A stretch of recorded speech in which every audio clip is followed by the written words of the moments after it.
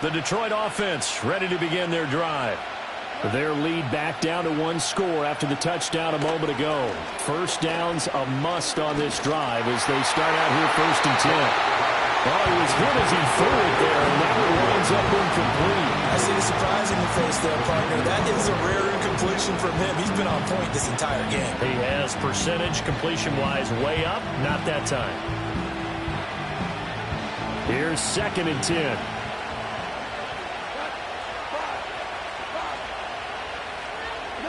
Now it's Goff. He's airing it out for Williams. It's caught at the 10. And he'll get into the end zone. Touchdown, Detroit.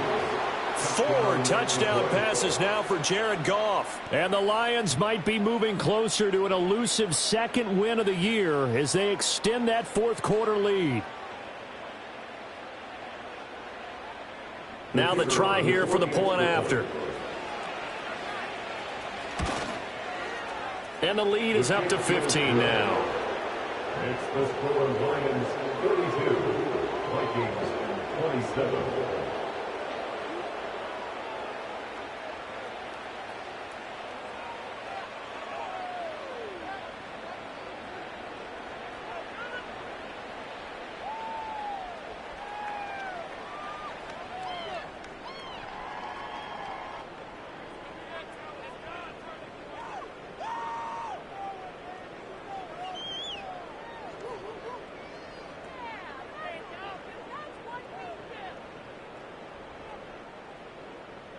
Jack Fox to kick off for the Lions.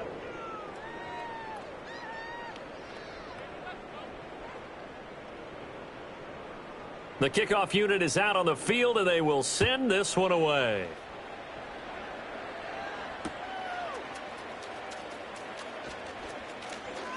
Breaks through the contact, and he's going to get this across the 20 as he's out of bounds at the 23. The Minnesota offense about ready to get this next drive underway. Throwing is McCarthy. Over the middle, complete to Addison. And they're able to get this one across the 35. 15 yards there on the play as they try to chip away at this 15-point deficit. From all the way up at the 38 now after a good start to the drive. They'll run it. Warren.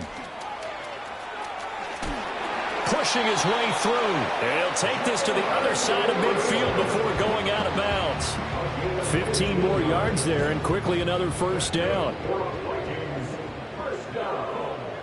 First and 10 at the 46-yard line. On the run, it's Warren. And the second wave of tacklers is going to get him as they stop him behind the line. This drive starts with 2 steps forward and now 1 back. A pair of first downs, and here a loss of yardage. McCarthy, he'll set to throw it.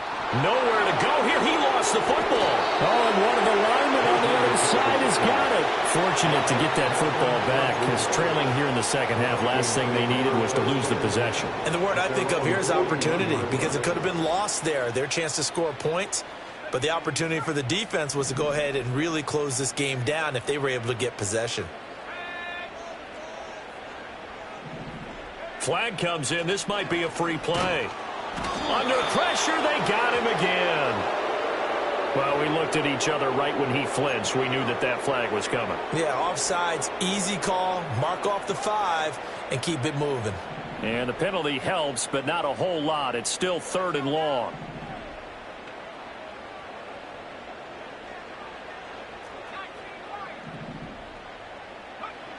Looking to throw. McCarthy. And he takes a shot on the release as this will be incomplete. Well, how about the coverage we just saw break out on 3rd down? Dime defense, blanketed the field with extra defensive backs and speed, unable to find an open hole to complete that pass.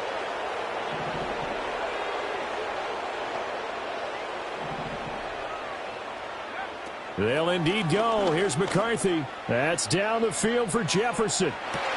And this is intercepted, and that should do it. Fighting his way through contact, and the Lions are going to take over at their own 30-yard line. with the points that we've seen scored, neither defense has been at their best, but these guys have been a little bit better, Charles, and a nice interception there. Yeah, you're right about that, Brandon. Let's face it. It's not always how you start, it's how you finish, right? So maybe you have a rough game all the way along, but if you make a big play like that at the right time, it can make everything turn out just okay.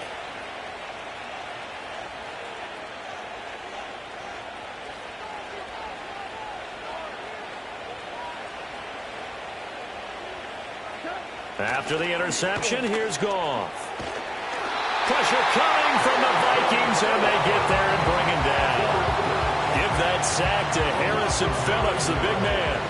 Well, you don't usually get a sack from a nose tackle spot, but we got one there. No, we don't, and a lot of the times in passing situations, they end up off the field anyway. So how happy was he to work his way back to the quarterback and put him on the ground?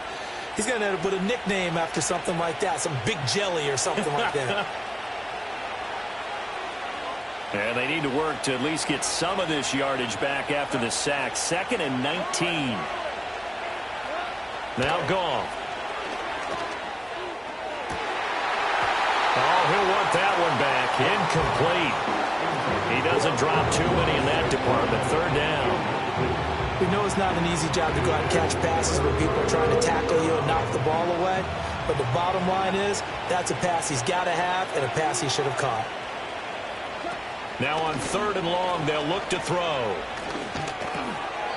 And that one goes incomplete on the drop. That's one he definitely normally catches. 4th down. Here comes the Lions punter now. As the drive goes backwards, so he's on to punt it away. And they're going to fake it from deep in their own territory. And this is incomplete. A huge gamble, and it does not pay off. They fake the punt. It doesn't work out. And the Vikings, they have the football now in excellent field position.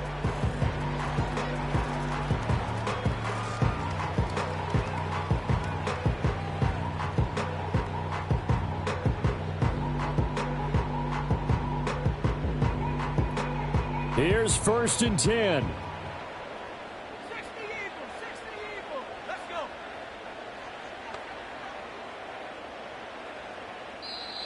And now we won't see a play on 1st down. We're going to get a timeout instead, as he'll get a chance to talk it over after picking up the 1st down.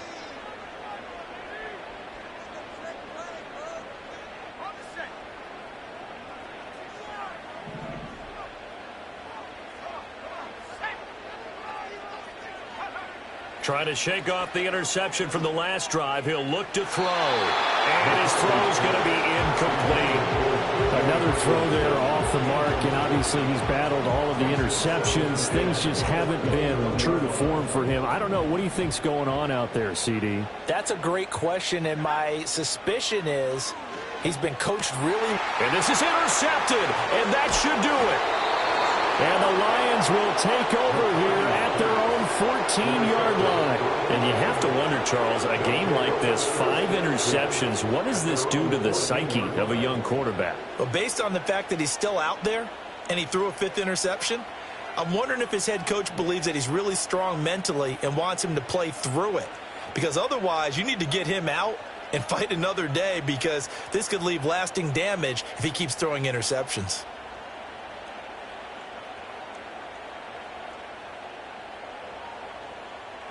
The Lions offense ready to kick off their next drive. And a few kneel downs should come very close to finishing this one off, depending on whether or not we see any defensive timeouts. They still have 2, but using them would just be prolonging what's really already been decided. Really an excellent run. Sidestepping tacklers on his way to a pickup of 8. The recipe's pretty simple, I think, right? You just give your superstar the ball, continue to feed him. Yeah, don't overthink this one, right? Make sure he's touching the football, but you're also counting on his intelligence in playing the game as well. If it's not there, don't force the run. Just make sure you hang on to the football and keep the clock ticking. So they come up on 2nd down, and they can get another run like we just saw. Would likely put an end to this thing. And he will have a Lions first down, and that's the one that should seal a victory. It's a pickup of 2, and that's good enough to just about write a finish to this one. Well, we always talk about good down and distance, allowing offenses to expand their playbook. Well, 2nd and 2, that means your playbook's wide open. You can run just about anything. But a lot of times, the play caller, he just looks down at his sheet, sees the short yardage runs, and goes to one of those.